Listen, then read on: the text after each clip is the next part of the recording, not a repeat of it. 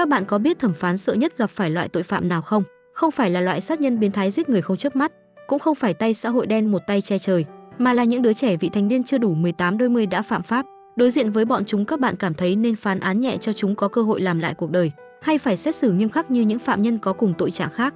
Chào các bạn, kênh review đã quay trở lại rồi đây. Hôm nay tôi sẽ mang đến cho các bạn một bộ phim cực hot vừa mới lên sóng của Hàn Quốc.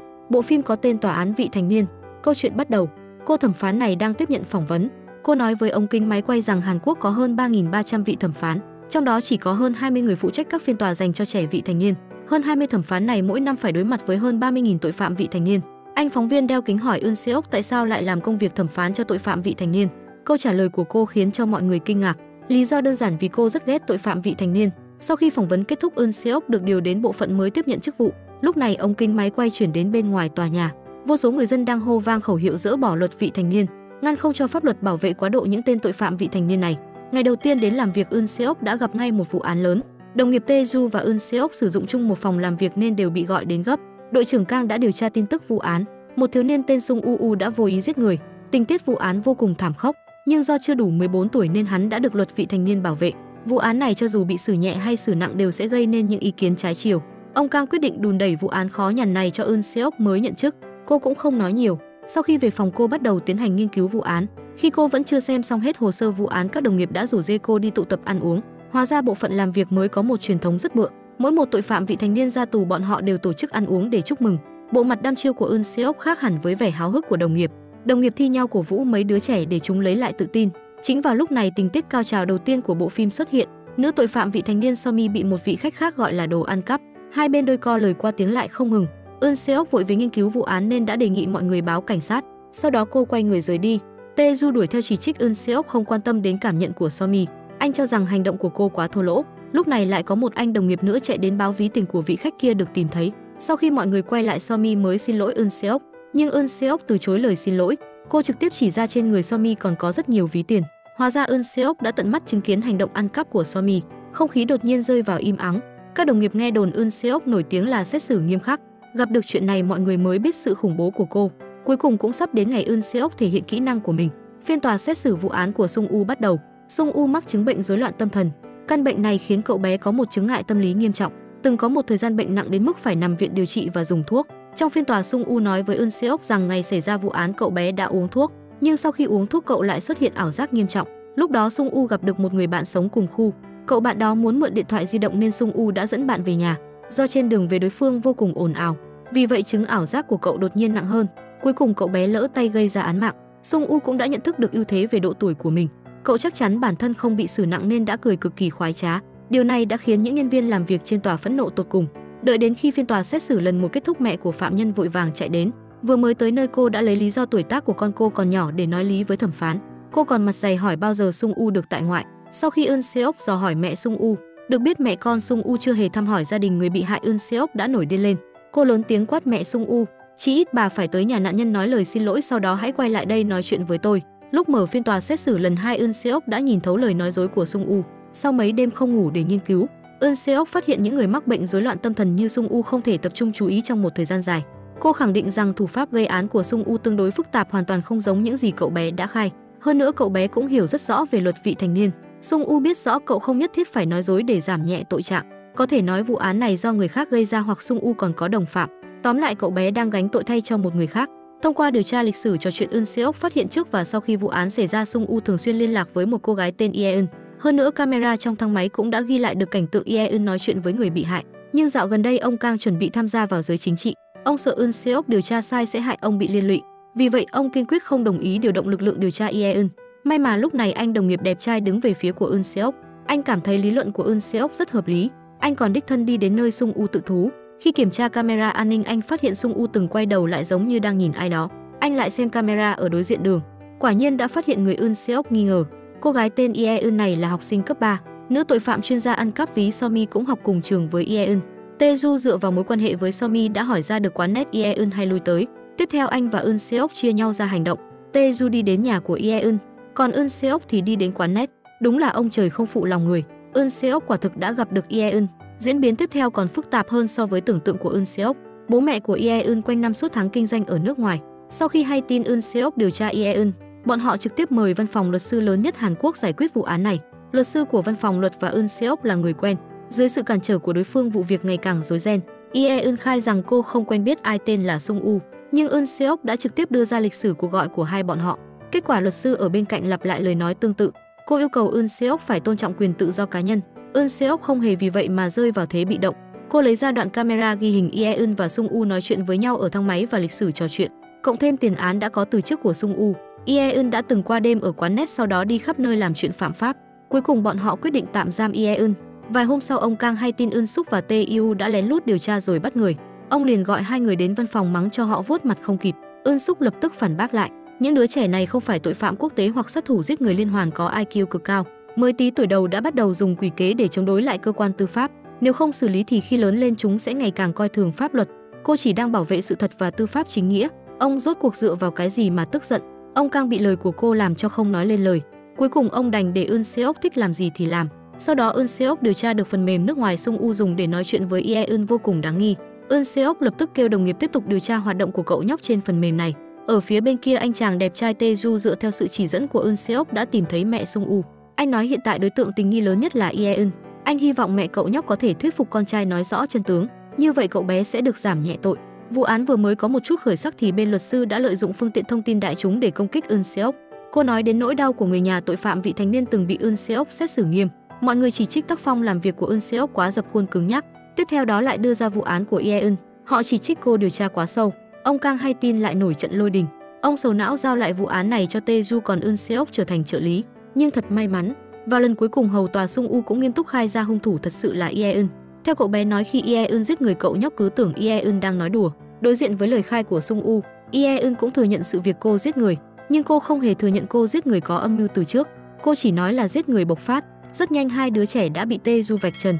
Theo thông tin bọn họ nói chuyện trên ứng dụng, trước và sau khi xảy ra vụ án bọn họ chỉ tập trung nói về vấn đề camera, còn người bị hại không biết còn sống hay đã chết. Hiển nhiên không phải là giết người bộc phát mà sớm đã có sự chuẩn bị. Lúc này đoàn luật sư cao cấp do bố mẹ Eun mời đến bắt đầu phát huy tác dụng. Bọn họ tìm một bác sĩ tâm lý đến kiểm tra cho cô bé. Bác sĩ nhận định cô mắc chứng trầm cảm và chứng bệnh hay quên. Căn bệnh này khiến cô nghĩ hành động vô ý của người khác sẽ làm hại đến bản thân, cho nên cô mới nảy ra ý nghĩ muốn chống trả. Eun Seok không muốn ngồi im để cô bé gian xảo này giả bệnh thoát tội. Cô bắt đầu ly gián hai tên tội phạm. Dù sao tuổi tác của chúng cũng không lớn nên chiêu này vô cùng hiệu quả. Hai đứa trẻ bắt đầu chỉ trích lẫn nhau, cãi nhau to đến mức không thể hòa giải. Cuối cùng tội trạng cũng đã rõ. Dưới sự góp ý của ông Kang và Eun Seok, tòa án đã đưa ra mức án nghiêm khắc. Lee Eun 20 năm tù giam và Sung U 2 năm tù giam. Kẻ có tội cuối cùng cũng xa lưới. Vụ án này vừa mới kết thúc, Eun Seok và Tae-ju lại nhận được một vụ án mới. Trước đây Tae-ju từng phụ trách một tên tội phạm vị thành niên phạm tội ăn cắp. Cô bé tên là Yuji. Buổi tối Yuji đến tòa tìm Tae-ju nhưng không ngờ lại nhìn thấy Eun Seok. Cô bé bất ngờ ngất ra trên nền đất. Eun Seok vội đưa cô bé vào bệnh viện. Cô nhận ra trên người Yuji có rất nhiều vết thương, nhưng Eun Seok hỏi gì thì cô bé cũng không chịu nói. Eun Seok không hề có ý định bỏ cuộc. Cô bắt đầu điều tra mối quan hệ của Yuji. Sau khi điều tra, cô phát hiện ra tính cách bạo lực của bố Yuji chính là nguyên nhân của mọi chuyện. Người thân của cô bé khuyên cô nên cắn răng chịu đựng để cản trở tiến triển của vụ án. Eun Seok cũng không có đơn báo án của người bị hại. Vụ án liên quan đến quan hệ gia đình kiểu này rất khó giải quyết. Cuối cùng Eun Seok cũng nghĩ ra một cách. Cô quyết định nhốt Yuji tách biệt với bố mẹ và gia đình, sau đó mới thu thập chứng cứ để tống người đàn ông có tính cách thô bạo kia vào tù. Tae-ju không tán thành với cách làm của cô. Anh cho rằng Yuji không phạm tội không nên bị bắt. Anh mắng Eun Seok mỗi khi xử lý vụ án thanh thiếu niên luôn dùng thủ đoạn quá đà. Cô lại hỏi ngược Tae-ju, sự khoan nhượng đặc biệt đối với trẻ vị thành niên của nhà nước rốt cuộc vì lý do gì? Tae-ju trầm tư một lát rồi mới trả lời cô, cả thế giới đều có thể định tội trẻ vị thành niên nhưng người có thể giúp lũ trẻ chỉ có thể là bọn họ, là những người của cơ quan tư pháp. Lời nói của Tae-ju khiến Eun Seok vô cùng cảm động, nhưng lần này cô muốn nhanh chóng giải quyết êm đẹp vụ này. Vì vậy cô vẫn quyết làm theo cách của mình. Eun Seok nói với Yuji mục đích cuối cùng của kế hoạch này chính là giúp cô bé không phải trải qua những ngày tháng sợ hãi. Hơn nữa người có tội phải chịu sự trừng phạt thích đáng. Cuối cùng dựa vào lời khai của Yuji cộng thêm chứng cứ là đoạn ghi âm của bà nội cô bé, bố Yuji đã bị kết tội và bị bắt. Bà nội và Yuji từng luôn luôn sống trong lo sợ, nhưng lần này nhìn thấy ngay cả người ngoài cũng ủng hộ họ hết mình. Bà nội thật sự không thể chịu đựng thêm sự dày vò của lương tâm. Vì vậy bà đã giao chứng cứ cho cảnh sát. Lúc này bố Yuji thẹn quá hóa giận, ông định ra tay đánh người nhưng đã bị Tae-ju ngăn cản. Anh chàng ấm áp này dường như cũng có bí mật mà không ai hay biết. Nửa đêm Eun Seok tới tìm anh đồng nghiệp đẹp trai đang uống rượu bên đường. Trong quá trình phá án, hai người đã đi từ sự đối đầu sang dần hiểu nhau hơn. Tae-ju ngà ngà say rượu nói về câu chuyện của bản thân anh từng trải qua thời niên thiếu không khác gì địa ngục. Sau đó anh cũng lỡ tay làm thương người khác. May thay nhờ có sự giúp đỡ của các vị thẩm phán anh mới có thể dần dần bước đi trên con đường đúng đắn. Từ đó trở đi Tae-ju hạ quyết tâm ra sức giúp đỡ tội phạm vị thành niên để họ trở thành người có ích. Đáng buồn là giờ đây anh đã mất liên lạc với vị thẩm phán đã từng giúp đỡ anh. Bây giờ ngay cả mặt mũi ân nhân thế nào anh cũng không còn nhớ nữa. Lúc này máy quay chuyển đến ông Kang. Dường như đạo diễn đang ngầm ám chỉ ông Kang chính là quý nhân của Tae-ju năm đó. Nhưng lúc này ông Kang đã đưa ra một quyết định. Ông quyết định rời khỏi tòa án, chính thức bước chân vào con đường chính trị. Ngày hôm sau, ông Kang, Eun Seok và Tae-ju cùng nhau đi kiểm tra một cơ quan hợp tác. Sau khi phán quyết, tòa án vị thành niên hầu như đều giao tội phạm vị thành niên cho cơ quan khác quản lý.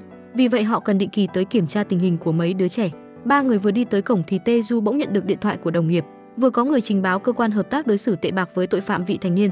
Hơn nữa họ còn chiếm dụng quyên góp. Trùng hợp thay, cơ quan hợp tác bị trình báo chính là nơi hôm nay ba người họ đặt chân tới kiểm tra. Tae-ju mặt mày vẫn tươi tỉnh như bình thường. Anh vui vẻ chào hỏi với Seon-ja quản lý nơi này. Sau đó anh âm thầm nói hết tin tức về vụ việc ngược đãi tù nhân với ông Kang và Eun Seok để họ nắm bắt được tình hình. Ông Kang cho rằng bọn họ không cần phải hoang mang. Tòa án ngày nào mà chẳng nhận được những cuộc điện thoại với nội dung tương tự. Người nhà của phạm nhân thường gọi điện báo cáo như vậy để chứng minh hoàn cảnh sống của con mình không tốt, sau đó mượn cớ đón con về. Đúng lúc này, một nghị viên quốc hội khá thân thiết với ông Kang gửi tin nhắn hẹn gặp ông. Ông Kang vội giao lại công việc ngày hôm nay cho hai thuộc hạ rồi chuồn mất hút. Công việc điều tra tiếp theo khiến cho Eun Seok và Tae-ju vô cùng căng thẳng. Tất cả tội phạm vị thành niên đều tố cáo Seon ra trại giam cho chúng ăn cơm thiêu. Không những vậy, Seon ra còn cưỡng ép chúng đến làm giúp việc cho người thân của bà ta. Nhưng sự thật là đám trẻ này không muốn ăn cơm, đã thế còn ép Seon ra đáp ứng yêu cầu của chúng. Còn về chuyện ép chúng làm giúp việc, Seon ra làm như vậy chỉ vì muốn giúp lũ trẻ xây dựng quan hệ hài hòa với người dân bản địa. Dù sao thì ai cũng không thích một đám trẻ từng có tiền án sống gần nhà mình, đúng không? Nhưng Seon ra cũng không hoàn toàn trong sạch. Cô thừa nhận việc cô sử dụng tiền quyên góp vào mục đích cá nhân. Đêm xuống, Eun Seok và Tae-ju lại tới bệnh viện một chuyến. Một cô gái sống gần nhà Eun Seok gần đây mới phải làm phẫu thuật. Ở đây Eun Seok lại biết thêm những thông tin mới. Cô gái bị tội phạm vị thanh niên làm hại dẫn đến phải nhập viện. Cô được Seon ra dùng tiền quyên góp giúp đỡ làm phẫu thuật gấp. Trong mắt cô gái này, Seon ra chính là mẹ, là thiên sứ. Sau đó Eun Seok quyết định quay về nói chuyện với Seon ra. Nhưng khi tới nơi, cô phát hiện nơi này bừa bộn giống như một bãi chiến trường. Trong nhà chỉ còn lại con gái của Seon ra. Eun Seok hỏi mới biết Seon ra bị ngất và đã được đưa vào bệnh viện. Trong lúc tức giận, cô đã đuổi hết tội phạm vị thành niên đi. Cô bé ấm ức nói với Eun Seok rằng vì mẹ trông coi đám phạm nhân đó nên bố mới ly hôn với mẹ. Còn hai chị em cô bé luôn phải sống trong tình cảnh thiếu thốn tình thương của bố mẹ. Cô bé luôn muốn tìm cách để những phạm nhân vị thành niên mẹ cô chăm sóc tự làm tổn thương bản thân. Sau một hồi chăm chú lắng nghe, Eun Seok cuối cùng cũng đã hiểu ra vấn đề. Thì ra người gọi điện trình báo vụ việc Seon ra chiếm dụng công quỹ chính là con gái cô. Đứa trẻ này làm vậy vì nó không muốn mẹ tiếp tục công việc hiện tại. Tae-ju đang túc trực bảo vệ Seon ra ở bệnh viện bỗng nhận được điện thoại của Eun Seok. Lúc này anh mới biết sự việc vượt ngục tập thể của tội phạm vị thành niên. Bọn họ làm việc bận rộn suốt đêm, cuối cùng cũng chỉ tìm được một nữ tội phạm. Mấy hôm sau, vụ việc đã có tiến triển mới. Một cô gái trong số phạm nhân bỏ trốn đã gọi điện tới nhà Seon ra.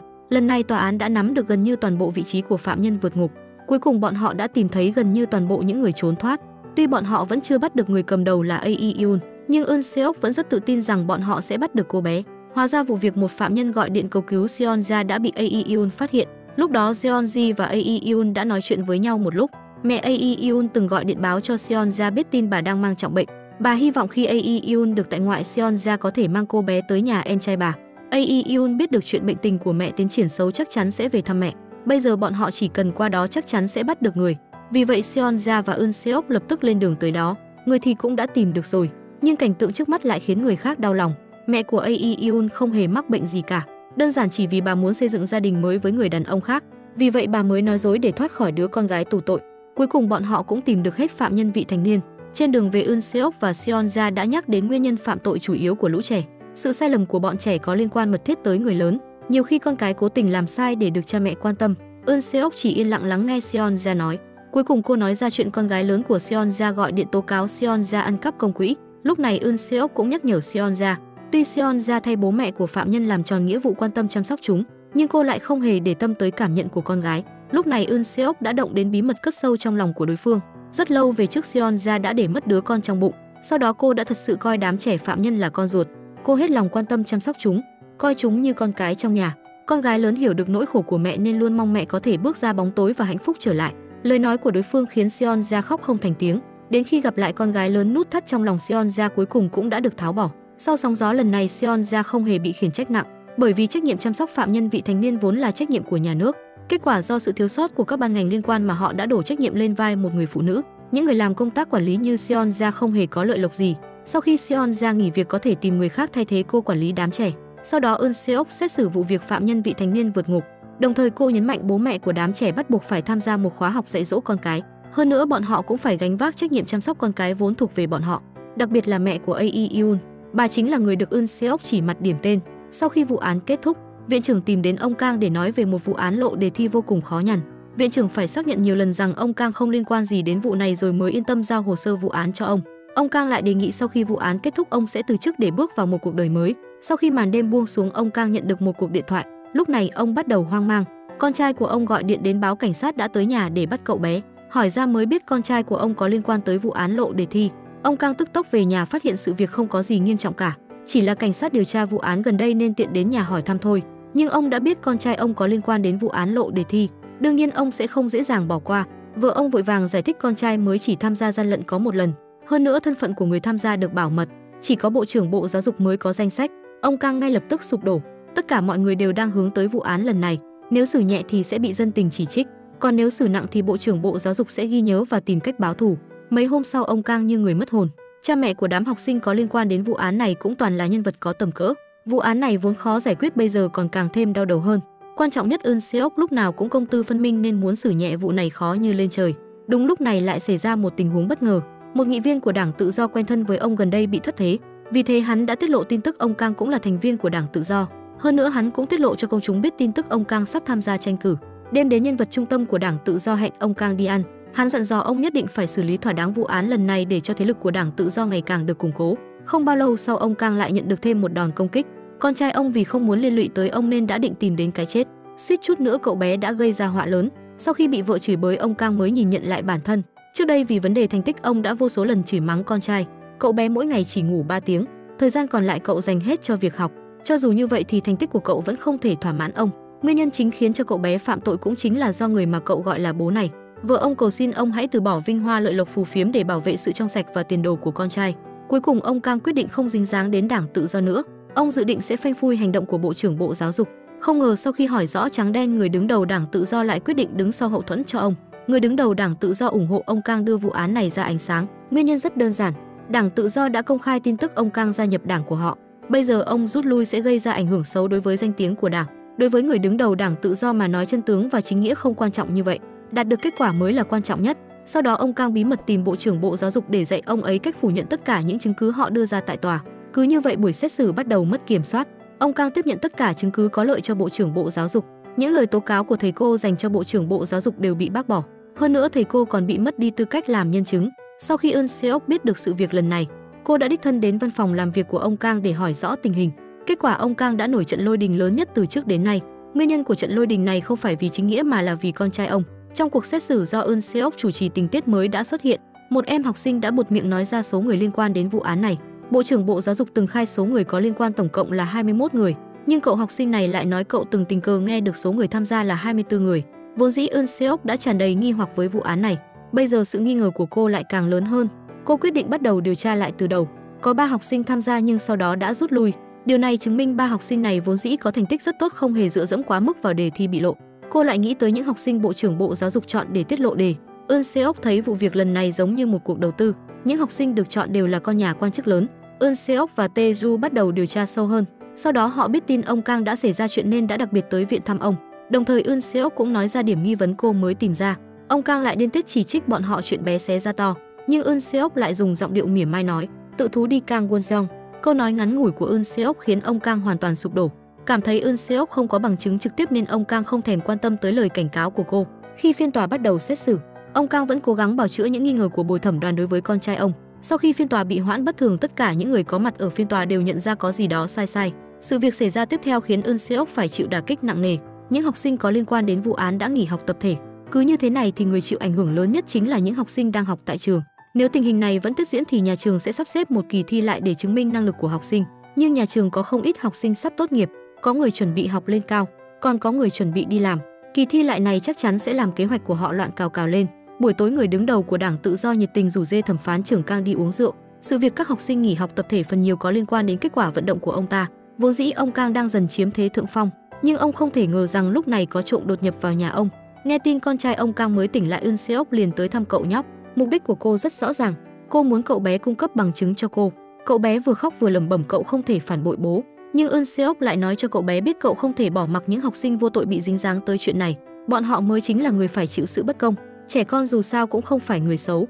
Cậu bé bị dao động trước lời nói của Eun Seok, cuối cùng cậu cũng chịu cung cấp lời khai. Sau đó Eun Seok vội chạy tới chỗ viện trưởng tố cáo ông Kang, cũng chính là cấp trên của cô. Lúc bị viện trưởng gọi đến, ông Kang phẫn nộ tột cùng. Người gây ra toàn bộ chuyện này chính là Eun Seok, người làm ông Kang nguôi giận cũng chính là Eun Seok. Eun Seok đã lấy ra luật bảo vệ trẻ vị thành niên do chính ông Kang sửa đổi 5 năm trước. Trước khi xảy ra vụ án này, ông Kang vốn thuộc tuýp người kiên trì, chính trực. Ông luôn nỗ lực nghiên cứu luật pháp về trẻ vị thành niên. Ông muốn tham gia vào giới chính trị cũng chỉ vì muốn thay những đứa trẻ phạm tội lên tiếng. Eun Seok hy vọng ông Kang sửa đổi luật trẻ vị thành niên là vì lũ trẻ chứ không phải vì nguyên nhân khác. Hành vi của ông lúc này đồng nghĩa với việc ông tận tay bóp chết tiền đồ của những mầm non tương lai. Cuối cùng sự chính nghĩa trong lòng ông Kang cũng đã chiến thắng. Ông quyết định không bao che cho con trai nữa. Sau đó ông đích thân xử lý vụ án này. Lúc thẩm phán trưởng Kang rời khỏi tòa án, Tae-ju đã tới tiễn ông. Rất lâu trước đây có một đứa trẻ từng ở tù đã chụp với ông một tấm ảnh. Giờ đây nó đã lớn và tận tay đưa cho ông tấm ảnh đó. Hai người trong ảnh chính là thẩm phán trưởng Kang và Tae-ju. Nhưng không phải đến tận lúc này ông Kang mới nhận ra người ông đã từng giúp đỡ năm xưa. Năm đó thẩm phán trưởng Kang đã từng giúp Tae-ju buộc dây giày. Bây giờ gặp lại, Tae-ju đã tự tay buộc dây giày cho ông Kang. Khung cảnh này thật là cảm động. Ông Kang trìu mến nhìn Tae-ju nói lời cảm ơn. Giờ đây Tae-ju đã trở thành một thẩm phán ưu tú để dẫn dắt những phạm nhân vị thành niên khác. Như vậy cũng xem như là đã báo đáp ân tình năm xưa của ông. Thật ra khi Tae-ju mới được điều tới đây, ông Kang đã nhận ra anh, nhưng vì lo lắng cho cảm nhận của Tae-ju nên ông không nói ra. Hai người cứ như vậy mà coi nhau như người xa lạ. Sau cùng Tae-ju hướng về phía bóng lưng ông Kang đang rời đi cúi chào rất lâu. Ông Kang cũng để lại thư tạm biệt cho Eun Seok. Trong thư ông đặc biệt nhấn mạnh bản thân không hề ghét bỏ cô. Ông hy vọng một ngày nào đó hai người sẽ trùng phùng. Sự chia ly âm thầm ngoài dự kiến này khiến người ta tiếc nuối. Tiếc là khi mọi người vẫn chưa thoát khỏi tâm trạng buồn bã của sự chia ly thì sự cố bất ngờ lại xảy ra. Trước đây Tae-ju từng giúp đỡ một đứa trẻ có tiền án tên Jo Seok. Hiện giờ Jo Seok đã làm giả bằng lái xe.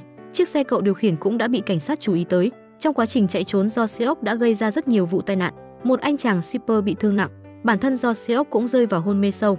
Nhóm học sinh đứng trên tòa tố cáo Jo Seok ép họ lên xe đi hóng gió.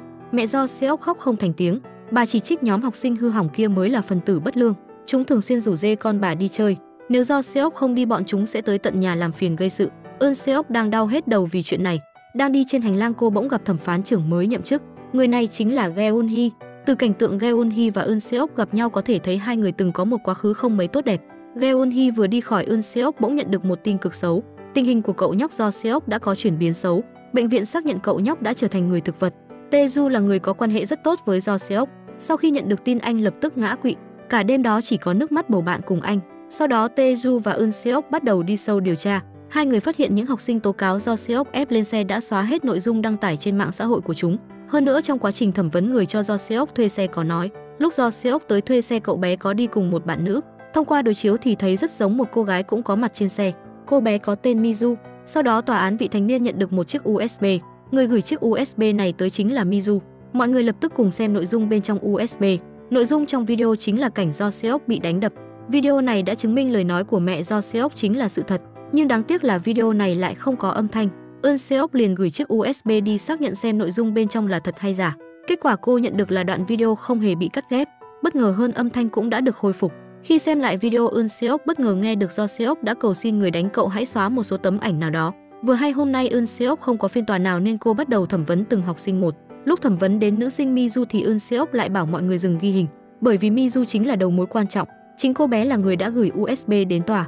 Eun Seok bảo đảm với Mizu rằng sẽ không đưa lời nói của cô bé ra trước tòa làm bằng chứng. Cuối cùng Eun Seok cũng đã biết được sự thật. Nói một cách đơn giản, đây chính là một đám học sinh hư. Bọn chúng ép Mizu phải chụp ảnh nude gửi chúng. Do Seok muốn giúp cô bạn thân xóa hết những tấm ảnh đó nên bọn học sinh cá biệt kia mới thù ghét. Cuối cùng chúng đã gây ra tội ác với cậu bé. Sự việc quá mức nghiêm trọng nên Eun Seok đã khuyên Mizu ra tòa làm nhân chứng. Cùng lúc đó, anh chàng shipper gặp tai nạn xe cũng không may qua đời. Tính chất của vụ án ngày càng nghiêm trọng hơn.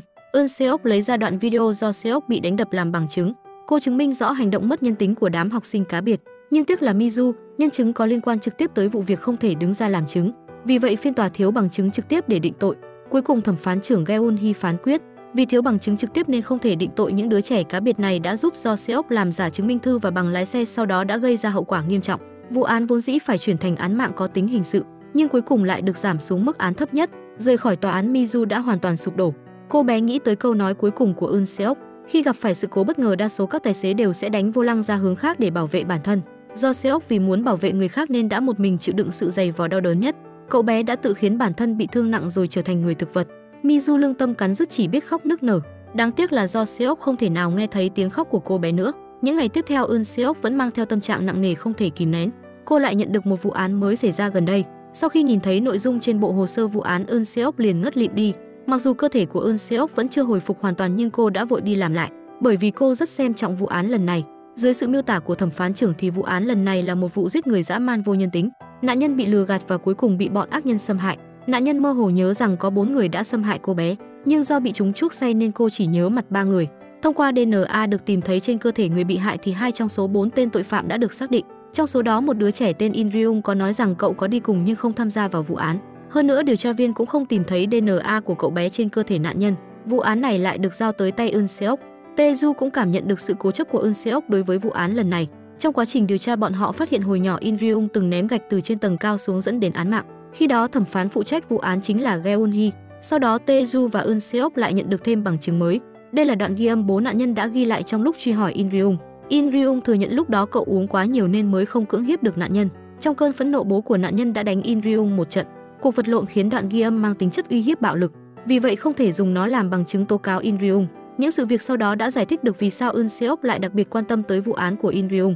Chồng cũ của Eun Seok đã tới tòa cảnh cáo cô đừng vi phạm quy tắc chung họ đã đặt ra. Hóa ra người In Ryung vô tình giết chết năm xưa chính là con trai của Eun Seok và chồng cũ. Dựa theo thỏa thuận hai người đã đặt ra, Eun Seok không thể trực tiếp tham gia xét xử vụ án của In Ryung.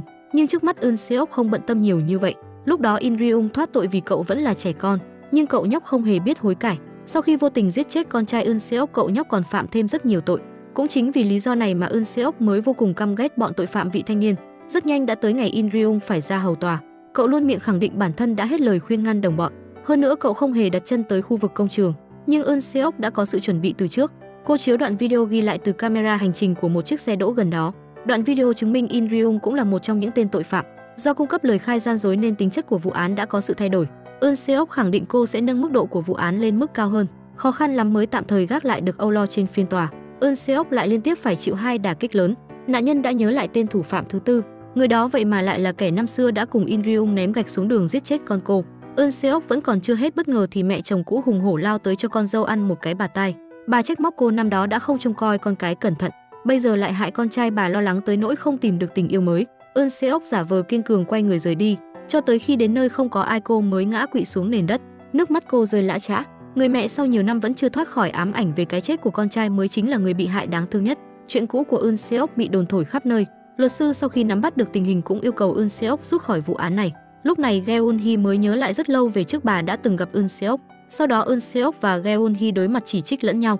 Geun Hee vẫn không hề cảm thấy bản thân đã xử nhẹ vụ án năm đó, nhưng Eun Seok lại lạnh lùng nói phiên tòa năm đó từ lúc mở phiên tòa tới khi kết thúc chỉ vỏn vẹn 3 phút đồng hồ. Khi kết thúc phiên tòa, chuyện mà bọn họ bàn bạc chính là ăn món gì. Bà muốn bọn họ học được gì? Học được luật pháp mà vẫn hành xử như vậy hay sao? Vậy lần sau cô có thể tùy ý chà đạp luật pháp đúng không?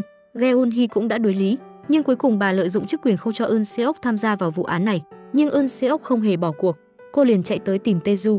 Eun Seok thắc mắc vì sao nạn nhân bỗng nhớ ra danh tính kẻ thứ tư chính là Du Hyuk. Taeju nói trước kia anh đã từng thụ lý một vụ án, một phạm nhân vị thành niên đã cung cấp thông tin Du Hyuk mới là đầu sỏ của đám học sinh cá biệt. Du Hyuk thường dẫn đàn em ra ngoài gây sự đánh nhau. Eun Seok lập tức tiến hành điều tra Du Hyuk. Cô phát hiện bạn gái của Du Hyuk cũng là tội phạm vị thành niên. Cô bé hận Du Hyuk tới tận xương tủy. Ngay khi Eun Seok nhắc tới tên Du Hyuk, cô bé lập tức kể hết tất cả tội danh của bạn trai. Băng nhóm của Du Hyuk thực chất là một nơi tràn ngập tội ác. Bọn chúng không những ra tay với các bạn nữ mà bọn ép những cô gái này đi lừa đảo rồi quay video tống tiền. Eun Seok dựa theo địa chỉ bạn gái Du Hyuk cung cấp tìm đến xào huyệt của bọn chúng. Kết quả cô đã bị Du Hyuk tấn công. Trong lúc ngàn cân treo sợi tóc, cảnh sát đã kịp thời xuất hiện và bắt tất cả bọn chúng đi. Eun Seok cũng nói lại tất cả manh mối mới với thẩm phán trưởng Geun Hee. Tuy bà thấy Eun Seok thương tích đầy mình thì có hơi động lòng nhưng vẫn kiên quyết với quan điểm của mình. Phá án là trách nhiệm của cảnh sát, còn thẩm phán chỉ phụ trách xét xử. Hơn nữa bà cho rằng Eun Seok nên lánh mặt. Bất luận như thế nào cô cũng không nên tham gia vào vụ việc lần này. Mặc dù nói vậy nhưng Geun Hee cũng đã bị tinh thần chính nghĩa của Eun Seok cảm hóa. Suy nghĩ của bà cũng có phần thay đổi ít nhiều. Trong lúc thẩm tra vụ án của In Ryung, tòa án đã cho gọi Du Hyuk ra tòa làm chứng. Du Hyuk cũng chưa ăn gan hùm mật sói bao giờ nên không dám đứng ra chỉ tội đồng bọn. Nhưng Taeju đã sớm thu được lời khai từ 2 tên đồng phạm còn lại. Anh dùng tội danh biến thái của bọn chúng để đe dọa 2 tên kia. 2 cậu nhóc sợ tới nỗi chỉ đích danh Du Hyuk và In Ryung. In Ryung thấy vậy thì nhanh chóng đẩy hết trách nhiệm cho Du Hyuk. 2 người bắt đầu cắn xé tàn sát lẫn nhau. Cuối cùng 4 tên ác ma đã nhận được sự trừng phạt thích đáng của pháp luật. Nạn nhân cuối cũng được an ủi phần nào. Geun Hee cũng xin lỗi vì quan điểm làm việc chưa đúng đắn của bà. Sau đó tòa án cũng mở cuộc họp để kiểm điểm Eun Seok vì cô đã vi phạm tham gia vào công việc của bộ phận khác. Ông Kang cũng dựa vào mối quan hệ của mình để giúp vị thẩm phán chính trực này được giảm nhẹ hình phạt. Cuối cùng Eun Seok vẫn giữ được chức vụ thẩm phán của cô. Mỗi ngày Eun Seok đều sám hối với những hành động của bản thân. Giờ đây công việc thẩm phán tội phạm vị thành niên đối với cô vô cùng quan trọng. Những đứa trẻ này sẽ tiếp tục đi sai đường hay đổi hướng đi đúng hướng. Những người cầm cán cân công lý như Eun Seok đóng một vai trò vô cùng quan trọng. Toàn bộ nội dung của bộ phim Tòa án vị thành niên tới đây là kết thúc. Các bạn có cảm nghĩ gì về bộ phim? Hãy cho bọn mình biết ở dưới phần bình luận nhé. Còn nếu thấy hay thì nhớ ấn like và đăng ký kênh để ủng hộ bọn mình nha. Hẹn gặp lại các bạn trong những bộ phim tiếp theo. Tập hôm nay đến đây là hết mất rồi. Cảm ơn các bạn đã theo dõi. Còn giờ thì xin chào và hẹn gặp lại.